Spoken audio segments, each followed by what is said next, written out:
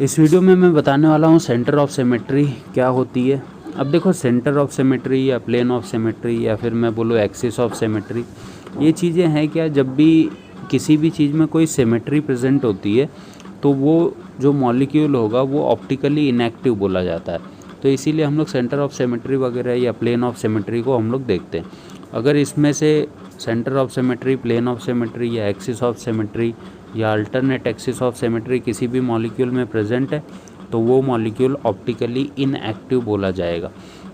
अब देखो, centre of symmetry क्या होता है। एक ऐसा इमेजिनरी पॉइंट होता है किसी भी मॉलिक्यूल के बीच में जहाँ से हर एक मॉलिक्यूल इक्वल डिस्टेंस पे तुमको दिखेंगे, राइट। उसी को हम लोग क्या बोलते हैं, सेंटर ऑफ सिमेट्री। इसको हम लोग इन्वर्जन प्लेन जो है, ये वर्ड ये एक्चुअली प्लेन ऑफ सिमेट्री के लिए है। और पॉइंट ऑफ सिमेट्री भी इसको हम लोग कहीं कहीं पे बोलते हैं, पॉइंट ऑफ सिमेट्री या सेंटर ऑफ सिमेट्री बोल सकते हैं। तो ऐसा कोई इमेजिनरी पॉइंट जहाँ से हर एक मॉलिक्यूल या हर एक एटम एक इक्वल डिस्टेंस पे हमको देखने को मिलता है, उसी को हम लोग क्या बोलते हैं, उस पॉइंट को हम लोग बोलेंगे सेंटर ऑफ सिमेट्री। और जिस भी मॉलिक्यूल में सेंटर ऑफ सिमेट्री प्रेजेंट होगी, इसका मतलब वो मॉलिक्यूल क्या होगा, ऑप्टिकली इनएक्टिव होगा। अब जैसे अगर हम लोग फर्स्ट एग्जांपल लेते हैं ये, ठीक है। तो यहाँ पे बीच में क्या है, कार्बन कार्बन में डबल बॉन्ड है, देखो यहाँ पे, ठीक है। अगर एक मैं यहाँ पे पॉइंट अज्यूम करूँ, इमेजिनरी पॉइंट यहाँ पे अगर हम लोग अज्यूम करते हैं तो देखो यहाँ से इस हाइड्रोजन का डिस्टेंस और इस हाइड्रोजन का डिस्टेंस इक्वल होगा, राइट। नेक्स्ट अगर इस हाइड्रोजन को देखें तो ये हाइड्रोजन और ये हाइड्रोजन क्या होंगे, इक्वल डिस्टेंस पे होंगे। तो हम लोग ऐसा बोल सकते हैं कि इस मॉलिक्यूल में सेंटर ऑफ सिमेट्री प्रेजेंट है, ठीक है। तो ऐसे बहुत सारे मॉलिक्यूल हमको देखने को मिलेंगे, ये पर्टिकुलर पॉइंट को ही हम लोग क्या बोलेंगे, सेंटर ऑफ सिमेट्री। जैसे कि मैंने पहले भी बताया कि इस पॉइंट से हर एक मॉलिक्यूल का क्या होना चाहिए, इक्वल डिस्टेंस आना चाहिए। मतलब इसकी मिरर इमेज यहाँ पे, इस अगर मैं यहाँ पे मिरर रखूँ तो इसकी मिरर इमेज यहाँ पे बनेगी, ठीक है। और ऊपर वाले हाइड्रोजन की मिरर इमेज क्रॉस में बनेगी, ठीक है। तो इसकी मिरर इमेज इस साइड बनेगी और इसकी वाली मिरर इमेज इस साइड बनेगी। तो हमको एक मिरर अज्यूम करना है बेसिकली, जो इक्वल डिस्टेंस शो कर सके उस पर्टिकुलर पॉइंट पे। तो नेक्स्ट एग्जांपल हम लोग अगर देखें तो जैसे देखो, इसी एग्जांपल में यहाँ पे अगर मैं मिरर रखूँ तो इसकी मिरर इमेज यहाँ पे बनेगी ना, इसीलिए इसको हम लोग क्या बोलते हैं, सेंटर ऑफ सिमेट्री। नेक्स्ट की बात करें, जैसे ये हमारे पास, अब देखो यहाँ से CH3 का डिस्टेंस और यहाँ से CH3 का डिस्टेंस इक्वल होगा, यहाँ से H का और यहाँ से H का। तो यहाँ पे हम लोग बोल सकते हैं कि यहाँ पे सेंटर ऑफ सिमेट्री प्रेजेंट है। थर्ड एग्जांपल अगर लें तो देखो, यहाँ पे जो कार्बन है, अगर मान लो यहाँ पे हम लोग बीच में लेते हैं, सेंटर ऑफ सिमेट्री बीच में अज्यूम करते हैं, तो देखो दूसरा वाला जो हाइड्रोजन है वो बिलो द प्लेन चला गया है और यहाँ पे ऊपर वाला हाइड्रोजन यहाँ पे विच डैश से मैंने रिप्रेजेंट किया हुआ है। तो ये हाइड्रोजन इसके डिस्टेंस पे कभी नहीं होगा, ठीक है, क्योंकि ये दोनों हाइड्रोजन क्या है, प्लेनर है। और ये दोनों हाइड्रोजन, एक अबव द प्लेन है, दूसरा बिलो द प्लेन है। तो इसमें सेंटर ऑफ सिमेट्री नहीं होगी। इसमें हो सकती है क्या, सेंटर ऑफ सिमेट्री। तो इसमें भी जब हम लोग देखते हैं तो इसमें भी हमको सेंटर ऑफ सिमेट्री देखने को नहीं मिलेगी, क्योंकि जब भी डबल बॉन्ड दो बार आ जाते हैं आजू बाजू में, ठीक है, तो एक अबव द प्लेन हो जाएगा क्लोरीन और दूसरा बिलो द प्लेन हाइड्रोजन चला जाएगा, जिसके वजह से ये क्लोरीन का डिस्टेंस इससे कभी भी इक्वल नहीं आएगा। तो इस केस में कभी भी सेंटर ऑफ सिमेट्री देखने को नहीं मिलेगी। मतलब ये कि ये मॉलिक्यूल ऑप्टिकली एक्टिव होगा।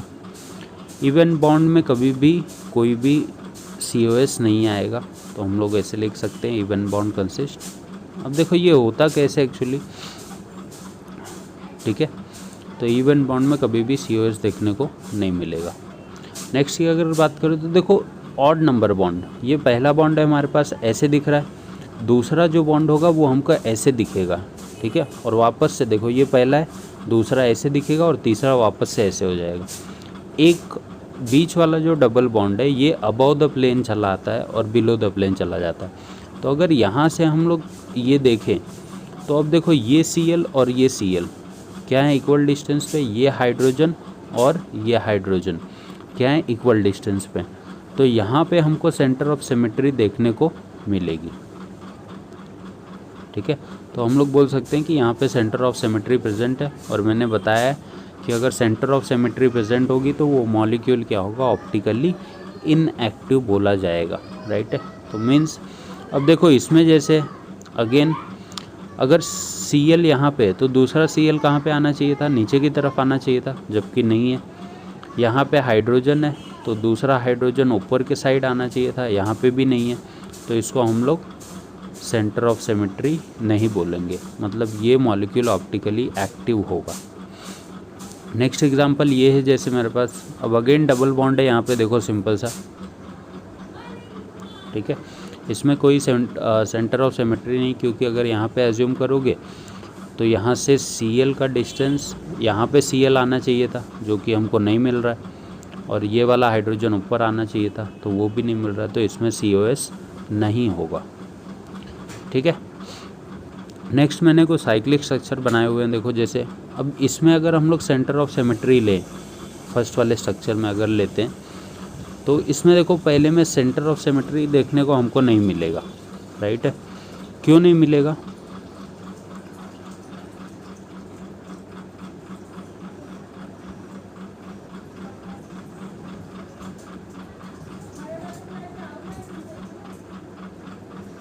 ठीक है। अगर इस पर्टिकुलर स्ट्रक्चर में मान लो हम लोग मिडल में सेंटर ले भी लेते हैं इसका, ठीक है, तो ये जो ऊपर वाला कार्बन है इसकी मिरर इमेज तो यहाँ पे बननी चाहिए थी, राइट। इस वाले की मिरर इमेज यहाँ बननी चाहिए थी, इसकी यहाँ पे बननी चाहिए थी, और इसकी यहाँ पे बननी चाहिए थी।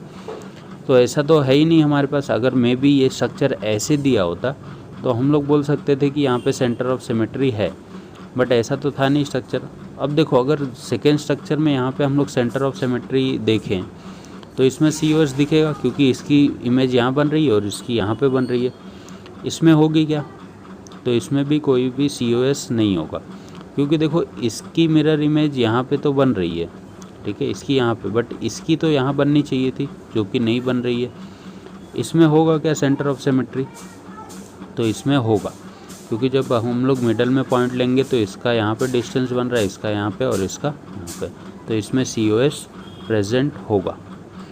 नेक्स्ट ये स्ट्रक्चर है, देखो इसमें अगर हमको सेंटर ऑफ सिमेट्री देखनी है तो हम लोग कैसे देखेंगे, राइट। जैसे ये स्ट्रक्चर है, ठीक है, अब इसमें कोई भी COS नहीं है, इसमें है क्या,